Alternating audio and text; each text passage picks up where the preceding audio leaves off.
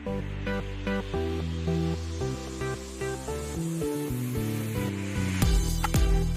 so masih dengan saya Vira Fanda, sahabat. Tahu di awal ya Kak ya, untuk batas lapornya itu untuk badan itu 30 April. Saya pulang ke Painan, akhirnya saya isolasi mandiri di rumah pakai oksigen.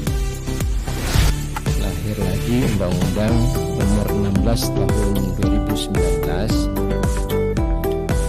Nah, pada saat seluruh penduduk wawancara di Kabupaten Pesisir Selatan, kita menargetkan sebanyak 17,7. Masih dengan saya Vira Fanda, sahabat. 1 jam ke depan seperti biasanya di setiap hari Senin nih, sama lagi dari jam 9 hingga jam 10 kita bakalan ditemani oleh KP2KP ya, KP2KP Pesisir Selatan, sama lagi dan kali ini kita sudah kedatangan narasumbernya langsung dengan Kak Wike. Iya, selamat pagi Agustina. Vio. Iya, selamat pagi Vio. Halo, selamat pagi Kak. Dan juga Kak Paulia. Selamat pagi Kak Vio. Iya, selamat pagi juga. Nah, sama lagi hari ini bersama KP2KP Pesisir Selatan, sama lagi Senin tanggal 5 April 2021. Dan kali ini kita mengangkat tema pelaporan SPT tahunan badan usaha. Iya benar. Yap. Dan sama lagi sebelum kita masuk ke tema kita tanya dulu nih kabar Kak Wike nih hari ini. Gimana nih kabar Kak Wike hari ini? Alhamdulillah Vio, ini baru pertama kali nih ketemu sama Vio siaran ya. Iya benar. Untuk kedepannya warna baru ini. Iya, ada perubahannya juga. Alhamdulillah sehat Vio. Dalam rangka hari ini yaitu tentang pelaporan SPT tahunan badan usaha, karena memang sekarang sudah bulan keempat yaitu bulan April. Saatnya wajib pajak lebih mendengarkan lagi, karena emang ini sudah waktunya untuk melaporkan SPT tahunan badan usaha. Ini udah kewajiban ya? Iya benar Vio, ini adalah kewajiban bagi wajib pajak badan usaha, karena memang diberikan waktu tenggang beberapa bulan untuk mereka menyusun laporan dan menyampaikan laporan SPT tahunan tersebut. Ya baik. Selanjutnya Kak Paulia, silakan, gimana kabarnya hari ini? Ya alhamdulillah sehat Kak Vio. Alhamdulillah sama-sama sehat kita di sini ya, sama lagi. Nah, buat sahabat yang ingin bertanya silakan aja ke 0811661920 selama 1 jam ke depan nih, sama lagi sahabat bisa bertanya mengenai KP2KP ataupun mengenai pelaporan SPT tahunan badan usaha. Udah diwajibkan di bulan keempat ini. Nah, buat sahabat lagi baik untuk Kak Wike dulu mau salam-salam dulu mungkin, atau menyapa sahabat dulu di 91,2 lagi saya FM, silakan nih. Ya terima kasih Vio. Ya melalui siaran ini kami mau mengucapkan selamat pagi kepada wajib pajak khususnya yang ada di Pesisir Selatan. Jangan lupa untuk menyampaikan SPT tahunan, apalagi pada pagi hari ini lebih baik bisa menyimak ya untuk tema kita pada hari ini, yaitu pelaporan SPT tahunan badan gitu. Karena memang sebentar lagi udah habis masa waktu pelaporan, jangan sampai terlambat. Gitu. Usahakan jangan sampai terlambat. Sekarang kesempatan untuk menyimak siaran radio pagi ini begitu, biar lebih tahu lagi tentang pelaporan SPT tahunan badan usaha. Yang mana kemarin Bio SPT tahunan untuk orang pribadi sudah berlalu ya waktunya. Bulan lalu ya. Iya, 31 Maret gitu. Sekarang makanya kita ubah tema sekarang untuk pelaporan SPT tahunan badan. Karena memang akhirnya adalah bulan ini 30 April gitu. Akhirnya bulan ini ya. Kebetulan kemarin Vio 2 minggu ke belakangnya soalnya kita nggak bisa ngisi acara karena memang kita datang langsung ke kecamatan untuk lebih dekat dengan masyarakat agar lebih mudah dalam penyampaian SPT tahunan. Kami kemarin itu ke Kecamatan Lengayang dari utara sampai selatan kami datangnya gitu. Makanya kemarin 2 minggu ya, mungkin bagi pendengar yang seksama mendengarkan biasanya ada siaran dari KP2KP Painan dan sekarang tidak, karena memang kemarin itu kita lagi ke kecamatan, turun ke kecamatan semua. Turun gitu. langsung. Gitu, langsung menjemput bola nih. Ya gitu deh bahasanya. Saya langsung ke Paulia, sapa-sapa dulu nih sahabat kita. Ya kurang lebih sama sih ya Kak ya. Pokoknya mau ngingatin aja untuk lapor SPT, segera lapor SPT tahunannya karena lebih awal lebih nyaman. Ya baik, sama lagi kita ada 2 sesi nih sahabat, ada sesi 1 dan sesi 2. Udah ada beberapa pertanyaan juga nih. Sebelum kita harus mesti tahu juga nih sahabat, apakah itu SPT tahunan, badan, dan siapa saja yang dimaksud sebagai kriteria wajib pajak badan. Apakah hanya bidang usaha yang komersil saja nih Kak Wike? Iya, jadi biar lebih tepat lagi, SPT tahunan badan itu pastinya itu selain wajib pajak orang pribadi yang wajib untuk melaporkannya. Karena memang sebelumnya pada siaran talk show sebelumnya kita sudah bahas tentang SPT tahunan orang pribadi. Sekarang masanya badan. Jadi badan usaha itu dibentuk berdasarkan akte pendirian, gitu, akte pembentukan atau SK pembentukan.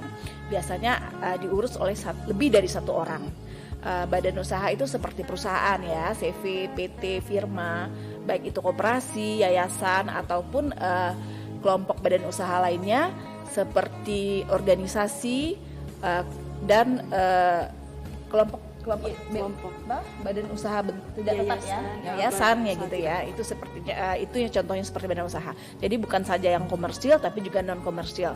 Yang jelas mereka pernah mengajukan pembuatan NPWP pada kantor KP2 KP Painan. Sekiranya mereka mendapatkan NPWP untuk wajib pajak badan, maka wajib melaporkan SPT tahunan badan, begitu. Jadi memang ada dua kriteria di sini kan, yang pertama pribadi dan yang sekarang adalah badan usaha. Itulah tadi kira-kira Vio kategori badan usaha apa saja, itu yang seperti yang Kakak sebutkan tadi, perusahaan, CV, PT, firma, yayasan, koperasi dan bentuk badan usaha tidak tetap lainnya ya. Begitu. Iya, baik. Selanjutnya, apakah pemilik perusahaan yang sudah melakukan pelunasan peserta pelaporan pajak atas nama pribadinya tetap harus membayar dan melaporkan SPT tahunan atas nama perusahaan? Ini boleh. Kak Paulian. Boleh saya jawab ya Kak ya. Jadi kalau misalnya untuk pelaporan SPT ini itu yang orang pribadi dan perusahaan dua-duanya harus melaporkannya masing-masing karena jenis pelapornya juga berbeda Kak. Jadi kalau misalnya si pemilik perusahaan dia melaporkan itu SPT tahunan orang pribadi seperti yang sudah dijelaskan Kak Wike. Nah untuk yang badan dia harus melaporkannya SPT tahunan badannya tersendiri gitu. Jadi kan seperti yang di awal tadi SPT tahunan orang pribadi itu batas lapornya juga berbeda dengan badan. Kalau orang pribadi 31 Maret kemarin, kalau badan ini 30 April Kak. Nah jadi kalau misalnya dia udah lapor perusahaannya tapi orang pribadinya belum, sebaiknya dilaporkan ataupun sebaliknya. Karena itu dua hal yang berbeda yang harus dilaporkan masing-masing gitu Kak. Iya, karena penghasilan dari pribadi dan perusahaan itu berbeda ya Paul ya. Karena penghasilan pribadi sekiranya pemilik perusahaan mendapatkan gaji atau penghasilan dari perusahaan tersebut, maka pajak yang diambil adalah penghasilan yang didapat oleh pribadinya. Sedangkan dari penghasilan badan adalah keuntungan yang didapatkan dari usaha atau perusahaan mereka. Jadi itu sangat berbeda. Jadi jangan ada asumsi, ya kita kan sebagai direktur sudah bayar nih pajaknya, terus perusahaan nggak perlu lagi. Itu adalah asumsi yang salah gitu. Karena masing-masing punya NPWP. Setiap yang punya NPWP, baik itu wajib pajak pribadi maupun badan, wajib melaporkan SPT tahunan, wajib lunasi pajaknya, begitu. Iya gitu ya.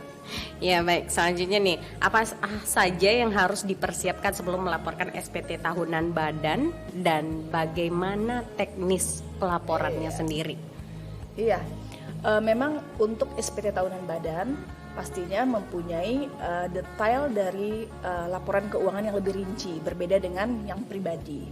Karena memang kalau untuk pribadi cukup hanya pencatatan gitu kan, pencatatan dari transaksi atau penjualan mungkin atau omset usahanya. Sedangkan yang untuk perusahaan tentu mereka punya neraca, pastinya punya laporan keuangan atau rugi laba dan atau daftar inventaris.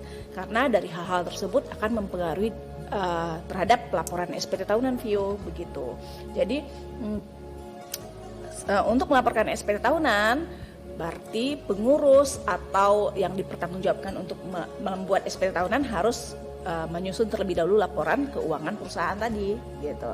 Laporan keuangan perusahaan dan mereka harus mempunyai akses masuk pada DJP online. Karena gini Vio, untuk lapor SPT tahunan itu dilakukan secara online gitu. Secara online, ingat ya, bukan datang ke kantor pajak begitu, tapi dilakukannya secara online melalui web DJP online pajak.go.id.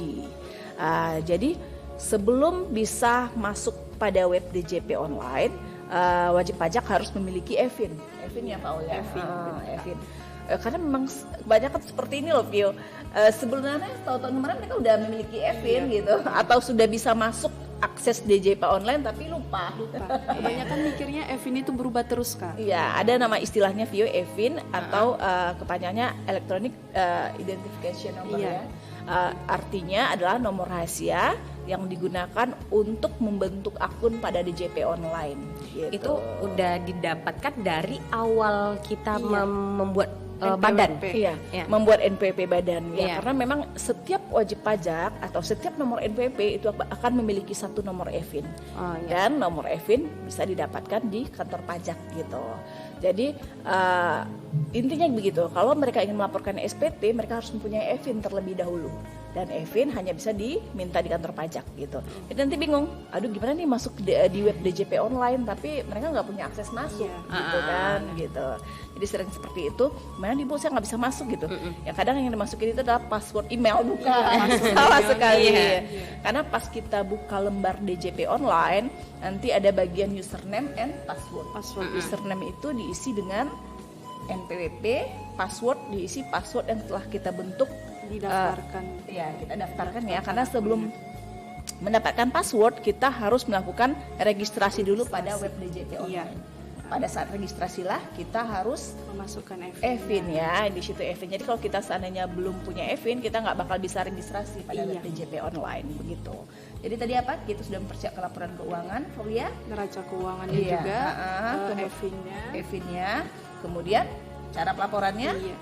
Cara pelaporannya tadi itu bisa online dan bisa sebenarnya offline. Cuman karena sekarang COVID ini kita kan membatasi ya untuk yang pertemuan gitu ya Kak ya.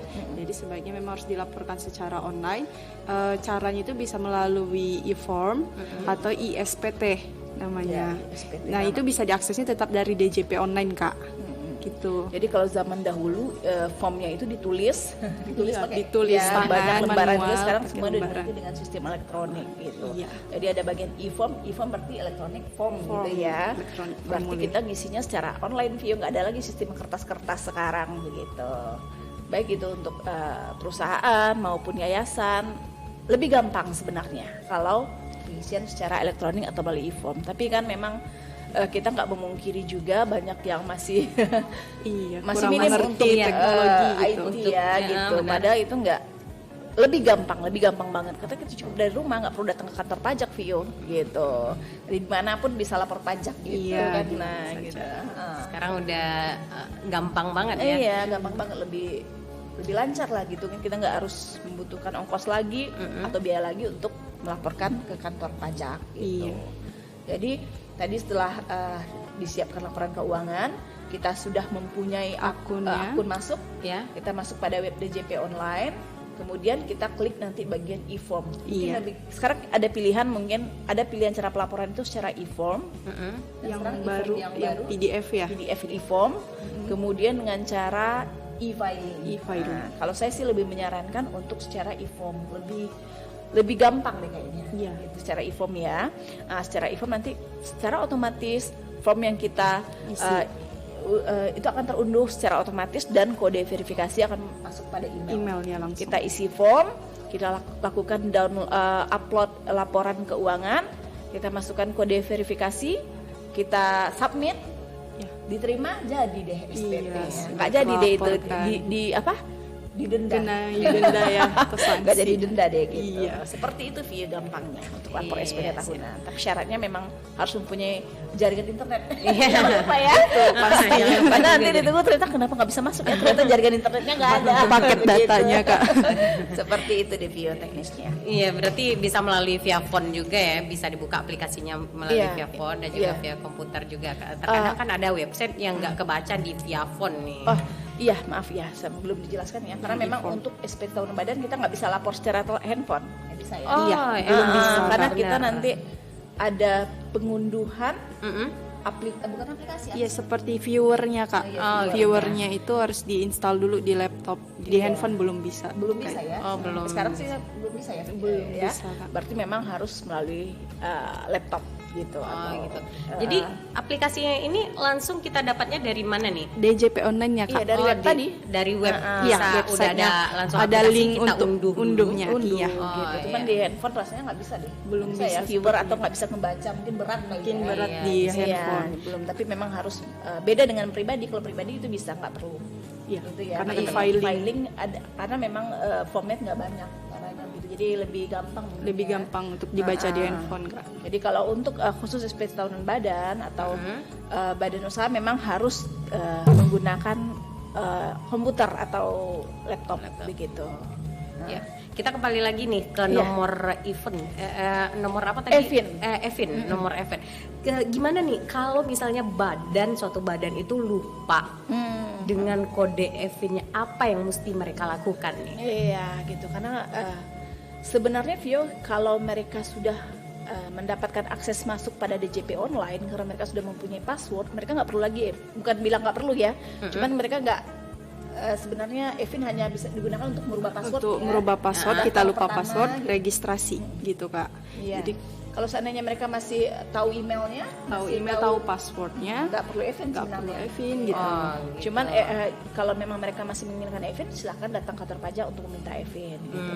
Satu, kemudian ada lagi Faul bisa diunduh melalui Enova. Mungkin bagi wajib pajak badan yang udah familiar ya, tahu dengan Enova.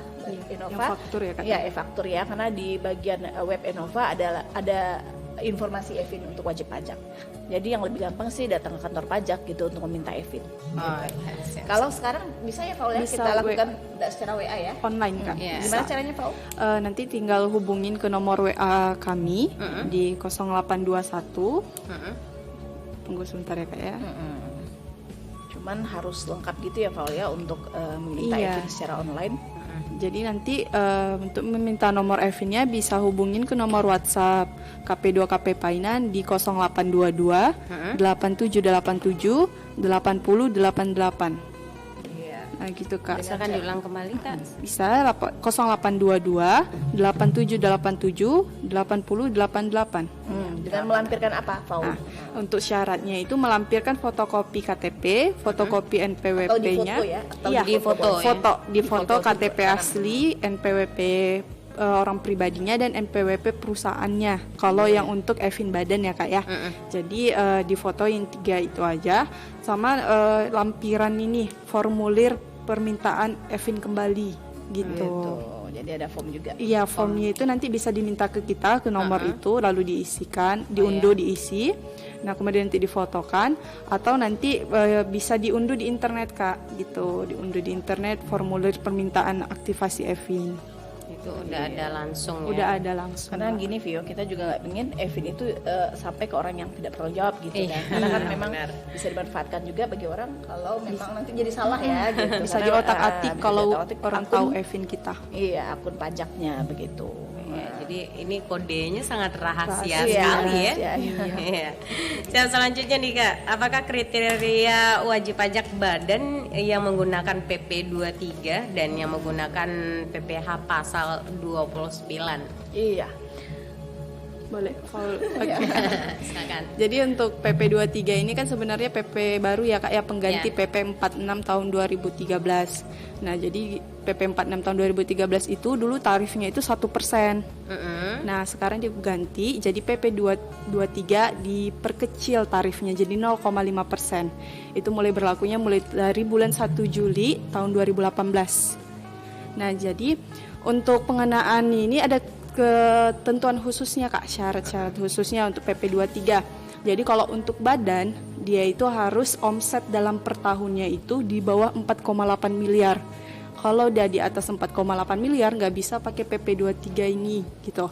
Untuk perhitungan pajaknya ya Kak ya. Jadi kalau misalnya udah di atas 4,8 nggak bisa pakai, di bawah 4,8 miliar bisa memilih PP 23. Jadi PP 23 ini sebenarnya pilihan, kita bisa memilih gitu Kak. Nah, kalau untuk orang pribadi seperti usahawan UMKM gitu, nah itu pakai PP 23 perhitungannya gitu. Tapi tetap kembali ke omset.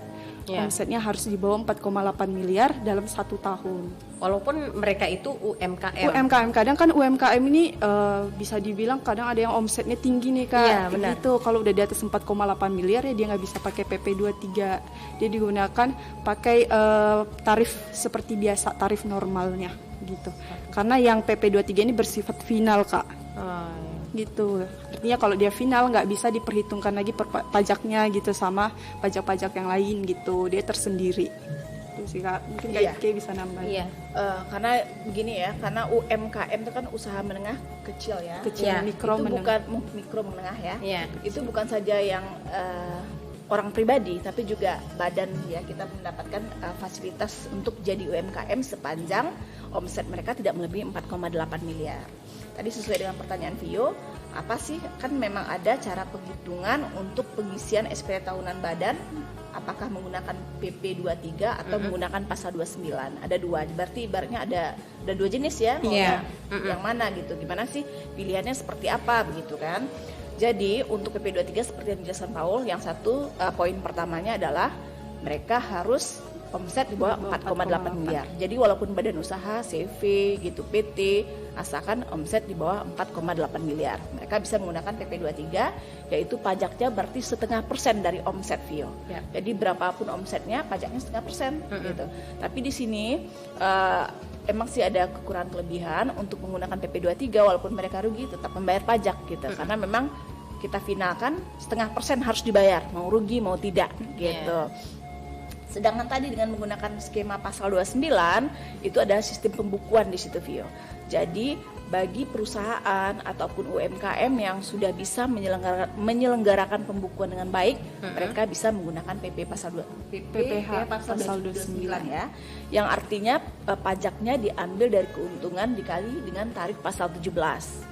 Pada umumnya jika memang mereka mempunyai omset di bawah 4,8 miliar, itu tarifnya 0,5% dari 25% ya, 0,5% dari 25% yaitu 12,5%. Jadi pajaknya diambil kalau menggunakan pasal 29 itu adalah 12,5% dari keuntungan. Kemudian kita kurangi dengan pajak yang sudah dibayar, itulah pajak kurang bayar yang harus dilunasi pada SPT tahunan. Jadi kita jelaskan kembali di sini, memang ketentuan untuk memilih pasal 23 atau pasal 29 itu sifatnya opsional karena memang sih memberikan keuntungan bagi wajib pajak kalau untuk pasal itu ya, pasal 0,5%. Yang karena bagi mereka yang belum bisa menyelenggarakan pembukuan dengan tertib, kan tidak semuanya nih Vio, apalagi perusahaan baru begitu kan, biar lebih gampang 0,5% dikali omset lebih gampang. Misalnya ada omset 100 juta, 100 juta itulah kali pajak yang dibayarkan, 0,5%. gitu lebih gampang kan. Kemudian sedangkan mereka yang melakukan pembukuan dengan baik, maka dikenakan pasal 17 yang sudah saya bilang tadi. Tetapi memang mereka harus menggunakan sistem pembukuan secara fiskal, yaitu yang diakui oleh Direktorat Jenderal Pajak gitu ya. Oh iya, kemudian gitu loh Val, juga ada Vio, ada batasnya juga gitu. Nggak selama-lamanya boleh menggunakan 0,5% PP 23 gitu kan, nggak mungkin dong selama-lamanya. Jadi dianggap 7 tahun bagi orang pribadi dianggap cakap untuk melakukan pembukuan gitu. Mungkin selama 7 tahun bisa lah, mungkin boleh dibilang minim ya pengetahuan untuk membuat pembukuan keuangannya. Tapi setelah 7 tahun mereka wajib untuk membuat pembukuan, itu untuk orang pribadi. Sedangkan untuk perusahaan seperti untuk badan seperti koperasi, CV atau firma itu 4 tahun. Tahun keempat mereka harus menyelenggarakan pembukuan, harus. Kemudian bagi perusahaan 3 tahun. Bagi PT ya, bagi PT, perusahaan PT 3 tahun. Dan setelah batas waktu tersebut berakhir, wajib pajak akan kembali menggunakan skema normal seperti diatur pasal 17, itu tadi yang pasal 29 gitu. Dan untuk tahun ini Val, PT tidak bisa lagi menggunakan, nggak pakai PP 23 lagi ya Kak. 3 tahun ya, karena dari 2018 gitu. Jadi harus pakai pembukuan. Yang namanya perusahaan APT maksudnya harus menggunakan sistem pembukuan di tahun 2021 ini. Iya. Jadi nggak ada sistem 0,5% khusus untuk PT gitu. Jadi bagi wajib pajak yang badan yang mungkin mendengar siaran pagi ini, kami beritahukan lagi tidak bisa lagi menggunakan tarif PP 23 atau 0,5% gitu. Memang harus dan wajib untuk menyelenggarakan pembukuan secara tertib dan benar gitu. Ya, sesuai dengan ketentuan ya Kak. Iya. Siap deh sahabat lagi Nah itu tadi sedikit mengenai SPT tahunan badan juga nih sahabat. Kita break sejenak dulu nih sahabat lagi buat sahabat yang ingin bergabung ataupun bertanya silakan aja ke 081166191120. Sahabat lagi masih dengan Vio Rovanda dan masih dengan KP2KP Pesisir Selatan mengenai pelaporan SPT tahunan badan usaha dan masih dengan narasumber kita sahabat lagi Kak Wike dan Kak Aulia. Iya, Kak Paulia ya, Kak Wike Agustina dan Kak Paulia, sahabat lagi Nah buat sahabat yang mau bertanya silakan aja ke 081166191120 dan bisa melalui via WhatsApp-nya KP2KP langsung nih sahabat lagi di 082287878088 dan selanjutnya nih kita tanya langsung ke Wike-nya nih sahabat lagi apakah perusahaan dengan status rugi atau tidak melakukan kegiatan usaha juga wajib menyampaikan SPT tahunan. Silakan Kak. Iya, jadi ini adalah pertanyaan yang sangat-sangat umum Vio. Ini ada pertanyaan banyak. Jadi kebanyakan kadang WP datang ke kantor, oh kita wajib juga ya Bu ya lapor SPT. Kita kan nggak ada kegiatan gitu. Kita kan kemarin masih rugi loh Bu gitu. Jadi ada asumsi yang kalau rugi itu nggak perlu lapor SPT tahunan, itu adalah asumsi yang salah. Jadi untuk pelaporan SPT tahunan intinya wajib bagi setiap wajib pajak gitu, baik badan maupun orang pribadi, mau rugi ataupun tidak gitu kan. Tetapi memang ada tata cara pelaporannya. Gimana sih kalau mereka rugi? Gimana sih kalau mereka tidak melakukan kegiatan usaha sama sekali gitu kan? Jadi jika misalnya wajib pajak badan itu tidak melakukan kegiatan usaha seperti misalnya perusahaan jasa konstruksi gitu, karena memang di daerah kita mungkin kadang nggak dapat proyek gitu ya, tahun ini nggak dapat proyek nih, perlu nggak sih masih lapor SPT tahunan gitu. Walaupun mereka tidak ada pekerjaan atau tidak ada proyek, wajib melaporkan SPT tahunan. Berarti nanti mereka harus melampirkan surat pernyataan tidak melakukan kegiatan usaha atau tidak ada pekerjaan, ditandatangani dan stempel bermaterai 10.000 sekarang 10.000 ya. Jadi itu nanti wajib dilaporkan dan dilampirkan pada SPT tahunan gitu. Jadi terus itu kasus pertama ya. Kemudian untuk kasus kedua, bagaimana kalau mereka rugi, lapor juga nggak SPT-nya, bayar juga nggak gitu. Oh ya, tadi kalau saat mereka tidak ada proyek berarti itu nggak ada pajak yang dibayarkan pastinya ya, karena memang tidak ada proyek, hanya laporan nihil saja. Kemudian jika mereka rugi, itu tentu ada juga tata cara bagaimana melaporkan perusahaan yang rugi. Kerugian dalam pandangan pajak adalah kerugian berdasarkan ketentuan aturan perpajakan yang diistilahkannya itu adalah kerugian fiskal, Vio. Itu namanya di pajak itu istilahnya kerugian fiskal. Kerugian fiskal tersebut dapat dikompensasi dalam masa 5 tahun berikutnya. Misalkan tahun ini perusahaan merugi misalnya 100 juta. Jadi bisa dikompensasikan untuk 5 tahun ke depannya. Jadi dikurangi keuntungan mereka. Jika tahun depan keuntungan 400 juta, berarti yang 100 juta tadi kita bagi 5 ya. Kurangi gitu. Gitu seperti itu. Jadi kerugian mengurangi keuntungan di tahun-tahun berikutnya. Jadi fair gitu. Kalau memang rugi, nggak mungkin dong negara ini lebih begitu lagi kan, orang udah rugi terus disuruh lagi bayar pajaknya banyak. Nggak seperti itu. Cuman iya, laporan keuangan betul-betul diakui dengan persyaratan itu adalah laporan kerugian berbentuk fiskal. Jadi ada beberapa yang diakui oleh pajak dan tidak gitu. Seperti pengeluaran untuk kepentingan pribadi atau kepentingan pihak perusahaan secara khusus itu mungkin tidak diakui begitu kan. Jadi dan satu itu ya dikompensasikan selama 5 tahun. Tapi kalau perusahaan sifatnya dipotong PPh final itu nggak bisa melakukan kompensasi kerugian. Seperti perusahaan jasa konstruksi itu sifat pajaknya final, nggak mungkin dong mereka akan bisa melakukan kompensasi kerugian karena pajaknya sudah difinalkan terlebih dahulu atau sudah diselesaikan, dipotong terlebih dulu dengan tarif yang sudah ditentukan oleh Direktorat Jenderal Pajak gitu. Jadi intinya seperti itu. Silakan buat pembukuan secara tertib dan benar sehingga laporan pajak bisa diakui di Direktorat Jenderal Pajak. Kalau memang rugi bisa dikompensasi untuk 5 tahun berikutnya. Seperti itu Vio. Jadi fair ya, kalau rugi ada apa istilahnya? ada fasilitas keringanan, Ya, keringanan. gitu untuk wajib pajak seperti itu, Via. Iya, sip. Nah, selanjutnya nih Kak, bagaimana jika perusahaan itu memiliki cabang di daerah lain? Apakah masing-masing cabang juga wajib menyampaikan SPT tahunan secara terpisah atau bergabung dengan perusahaan awalnya? Iya. Oke, mungkin Volia jawab ya Kak ya. Ya. Jadi kalau misalnya untuk cabang sendiri itu untuk pelaporan SPT tahunannya cukup dilaporkan oleh perusahaan pusatnya. Jadi kalau misalnya ini ada sebuah perusahaan yang memiliki cabang di mana-mana, jadi apakah cabang ini lapor juga sendiri-sendiri? Enggak, dia itu yang melaporkannya itu hanya satu, yaitu perusahaan pusatnya intinya. Jadi yang cabang ini hanya menyampaikan laporan keuangan dia ke pusatnya, kemudian pusat yang akan merekap semua penghasilan atau laporan-laporan cabangnya, kemudian disatukan untuk melaporkan SPT tahunan perusahaannya.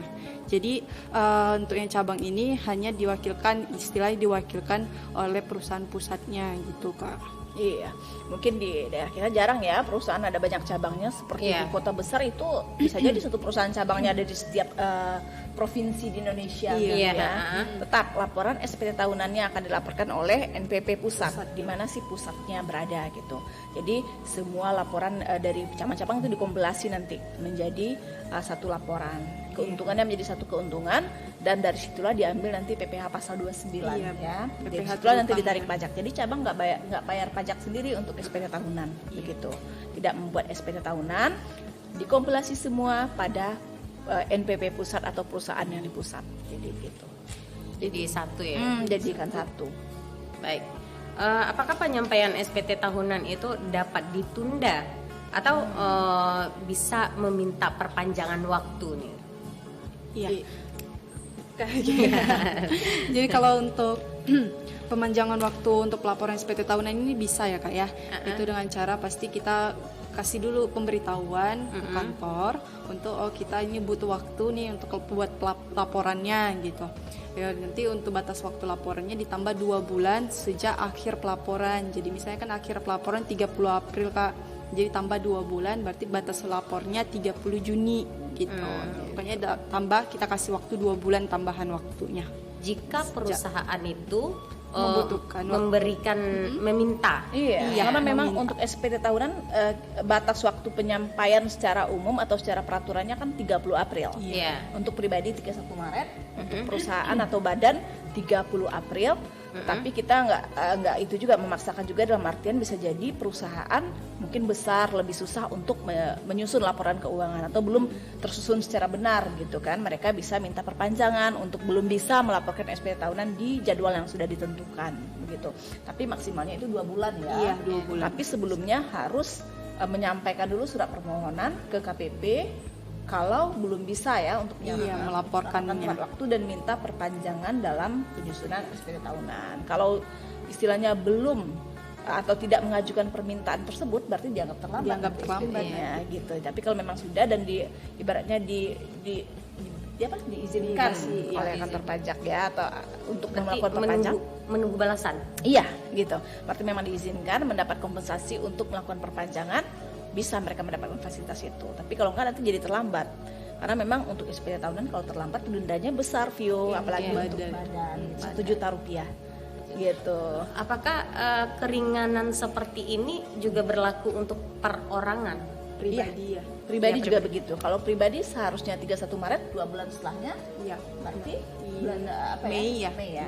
Gitu. Kalau memang tentu diberikan itu dilihat wajib pajaknya seperti apa dulu ya. Kalau memang kenyataannya bisa dilihat memang mungkin bisnisnya banyak atau kenyataan memang banyak omset gitu, bisa jadi mereka diberikan izin atau untuk melakukan perpanjangan pelaporan SPT. Jadi istilahnya bukan melalaikan pelaporan SPT, tapi memang kenyataannya mereka belum bisa menyusun laporan secara akurat gitu ya.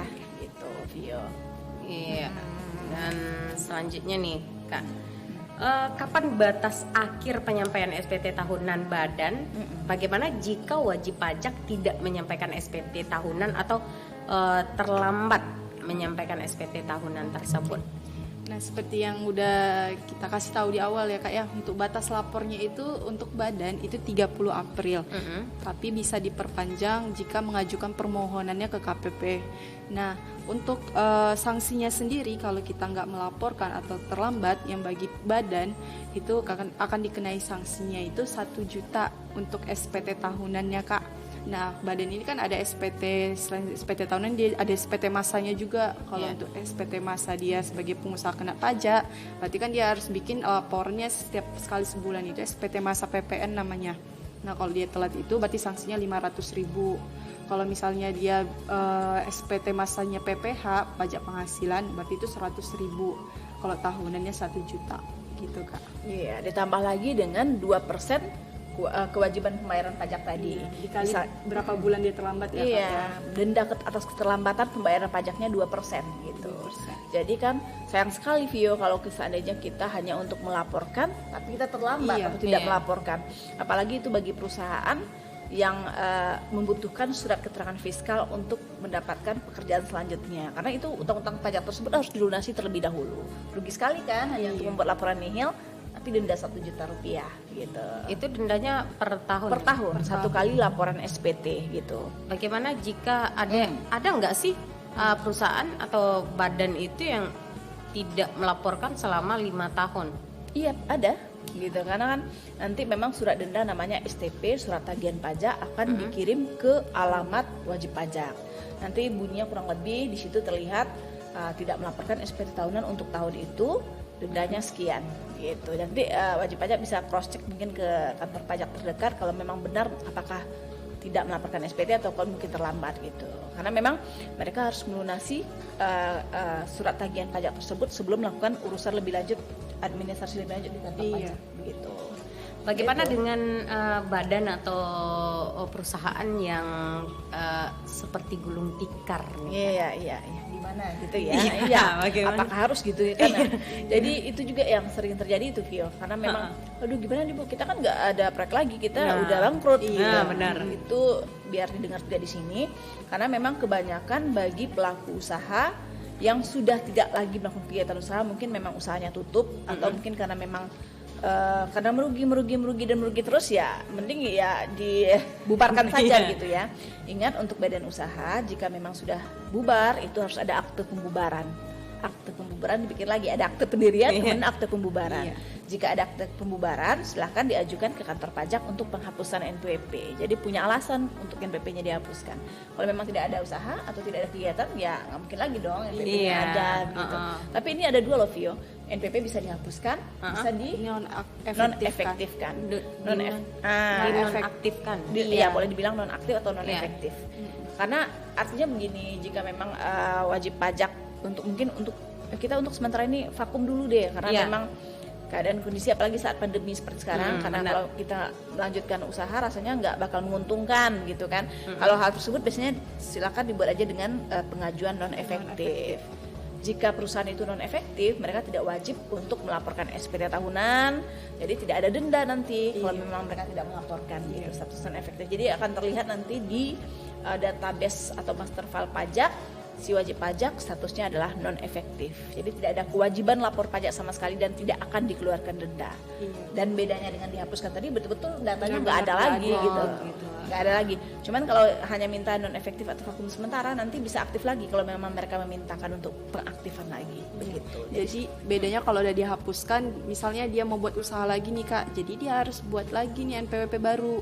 Bedanya kalau dinonaktifkan, dia itu nggak perlu buat NPWP baru, tinggal nanti mengajukan permohonan aja untuk pengaktifan kembali kantor pajak. Bisa digunakan lagi Vio. Iya. Gitu. NPWP masih bisa digunakan. Tapi kalau memang usahanya betul-betul tidak ada, memang lebih baik dibubarkan ya. Iya. Kalau biar memang mau dibubarkan lagi sama orang pajak. Lumayan denda. Iya, lumayan dendanya nambah-nambah nih. Yang masalahnya itu kadang mereka kan memang usaha sudah demikian, nggak ada lagi usaha tapi mereka diamkan. Iya. Mereka diamkan. Setelah itu kan, wah ini saya dapat surat kok gini kan gitu. Jadi ya mudah-mudahan di sini juga wajib pajak bisa lebih mengetahui juga, oh ternyata harus seperti itu ya gitu. Jadi jangan diamkan, nanti akan terima surat tagihan pajak jadi kaget gitu kan. Iya, kebanyakan gitu masyarakat di sini kebanyakan berpikir kalau tidak ada kegiatan usaha ataupun misalnya dia sudah tidak bekerja, yang orang pribadi gitu, mereka menganggap kalau kita tidak perlu melaporkan SPT tahunan, Kak. Padahal itu salah. Malah kita dari SPT tahunan kita tahu, oh dia tidak ada usaha lagi, oh dia tidak bekerja lagi. Nah dari situ kan bisa kita berikan solusinya bagaimana gitu. Jangan nanti tiba-tiba datang surat ke alamatnya terus marah-marah ke kita. Padahal kita sendiri kan kita nggak tahu ternyata usaha dia udah berhenti atau gimana. Jadi gitu kebanyakan, Kak. Jadi apapun perubahan usaha yang ada pada wajib pajak pribadi maupun badan usaha, silakan untuk datang mengkonsultasikan ke kantor pajak gitu. Kalau memang tidak ada, kalau orang pribadi bisa meminta surat keterangan tidak ada kegiatan usaha melalui wali nagari, mungkin sistem pemerintahan terdekat. Jadi yang penting komunikasinya lancar gitu ya. Komunikasi gitu. Seperti itu Vio. Ini apakah nonaktif ataupun ini Dihapuskan tadi? Iya, enggak di break sementara itu. Apakah ada waktu jangka enggak? Iya.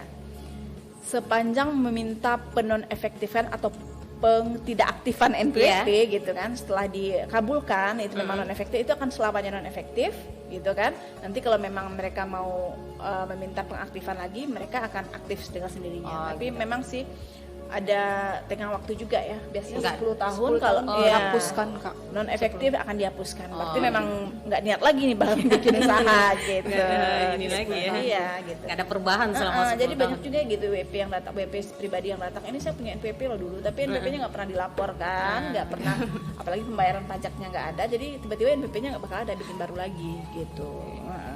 Siap deh Kak.